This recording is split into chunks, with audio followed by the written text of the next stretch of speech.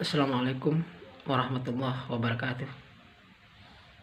Buat rekan-rekan seiman dan seagama dimanapun Anda berada. Di sini kembali saya angkat bicara. Saya bukan so tahu atau saya ingin mendakwahi kalian semua, bukan. Saya hanya cerita apa yang saya dengar, apa yang saya lihat. Begini, jadi niat itu ada dua, ada niat jahat, ada niat baik. Bagaimana kalau orang niat jahat tapi tidak terlaksana niatnya itu? Apakah bagaimana hukumnya? Bagaimana dosanya? Ya jelas, kalau dia berniat jahat tapi tidak melaksanakannya itu terjadi, tapi dia udah niat, nah saja itu udah dosa.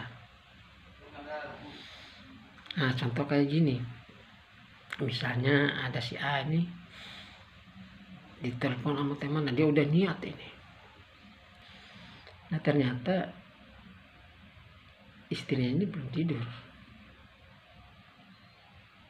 Nah ini niatnya, di sana ya niatnya jelas sudah mau pacaran, mau minum-minum, mau joget-joget. Ditelepon sama temannya, "Hai bro, nah, acara udah mulai bro, ayo berangkat." Dia jawab, "Istri aku masih belum tidur." Ya dia menunggu istrinya belum tidur juga, sampai batal acara itu. Bagaimana? Dia gagal, dengan niat dia tuh gagal untuk berbuat tidak baik atau berbuat dosa. Apa dia dapat pahala? Tidak. Kenapa? Karena niat juga bukan karena Allah. Karena niat dia bukan karena Allah, tapi niat dia karena istri. Karena dia hanya takut sama istrinya. Ini masalah niat. Lalu bagaimana kalau orang itu niatnya, nah contoh kayak kemarin akan ada protes, saya punya niat mau sholat Jumat, saya cari-cari masjid sampai tidak ketemukan masjid.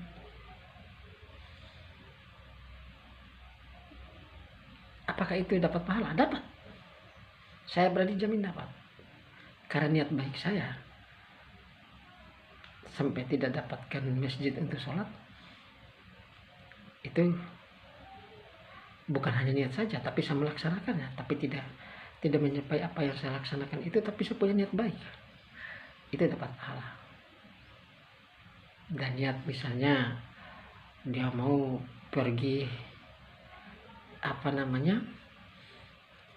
pergi sumbang lah, memberikan sumbangan pada sahabat-sahabat atau rekan-rekan yang kena virus corona, atau orang-orang yang sifatnya ya para dermawan yang melakukan pertolongan untuk penyakit itu. Dia mau pergi tapi dihalang oleh hujan besar, dihalang oleh masalah-masalah lain yang atau mungkin tidak diperbolehkan oleh aparat setempat, sehingga dia hanya niat mau pergi ke sana mau menyumbang, tapi dia gagal. Itu dapat pahala juga. Nah, itulah masalah niat ya. Terus misalnya gini, ada satu sahabat dulu mengatakan ada orang saling membunuh. Bagaimana dosa kedua orang itu Rasulullah? Apakah semua akan mendapat dosa atau dapat bagaimana hukumnya? Rasulullah menjawab itu, mereka semua kedua-duanya dosa. Kenapa? Karena mereka saling niat untuk membunuh.